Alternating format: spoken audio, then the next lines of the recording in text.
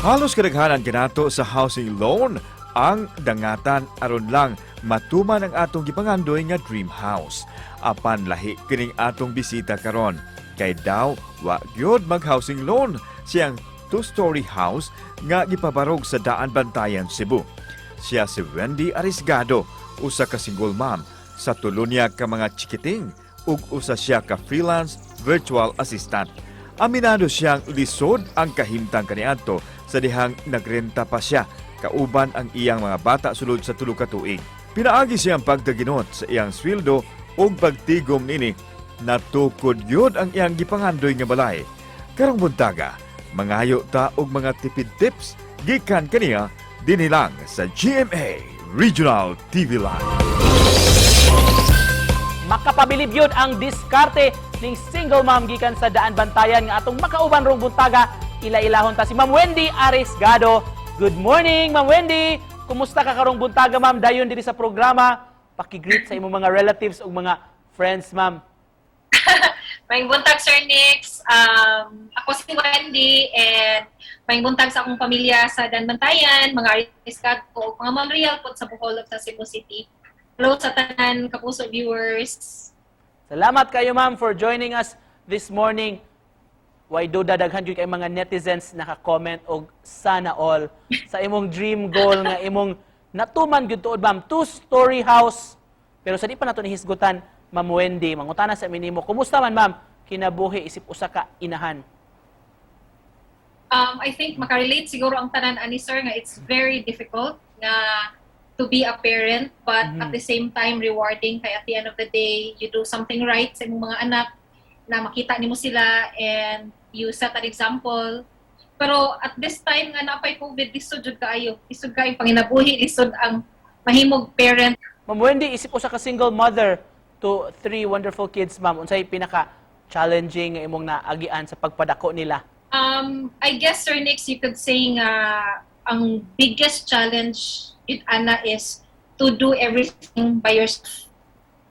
As a solo parent, as a single mom, and a solo parent lang jud nga, you know nga naay mga nag-agad sa imuha at every minute of the day, you have to ensure nga kanang makaya nimo tanan. This time, Ma'am Wendy, itong hisgutan ning imong balay nga napabarog diha sa inyong lugar sa Daan Bantayan nga daw wala gyud kuno kamo gamit, Ma'am, og housing loan. Giunsa man nimo ni Ma'am aron kabot matuman nimo imong dream house? Kuan next kanang nakabasa ko sa mga comments and mga sila nga sana all na ay 700,000. Wala na ako siya gi-build nga diretso na ako 700,000. Last year when I started, I only had roughly mga 200,000 and I thought nga abi na ko na nagpadulngan ang 200,000. So pagkahuman sa entire May and June, ang 200,000 nahimo ra siya foundation sa balay. So I thought nga, sumuot siya, this is how it's gonna go. If ako ni siyang i-pursue ang dream house na mo, I need to be able to kanang ma-compartmentalize ko na ko ang among budget through the entire year just to make it happen. So ako siyang na-decidean nga ako na lang undangan una. Undangan ako and then mag-refocus ko, mag-reset ko. Unsa ko ni nako siya. So from August last year until mga December, I took all the projects I could. I took other clients just so nga makakwarta ko nga ma-save na ko to a different account. Nya ako jud siya gipaninguhaan nga hindi ko siya gastuon because I know nga it's gonna be candid as soon as mag-resume ko sa trabaho sa balay. I did not have the 700,000 right away. Ang akong gibuhat is every payday o unsay kaya sa akong budget muna siyang abong trabahoon o muna mong tiwason. How many % done ang house, Ma'am? Mga kuan siguro, sir. Apart from the kung main structure lang sa house, kaya kuwang ang terrace naman lang sa front, o ang terrace ako ang room, mga 94-95% na.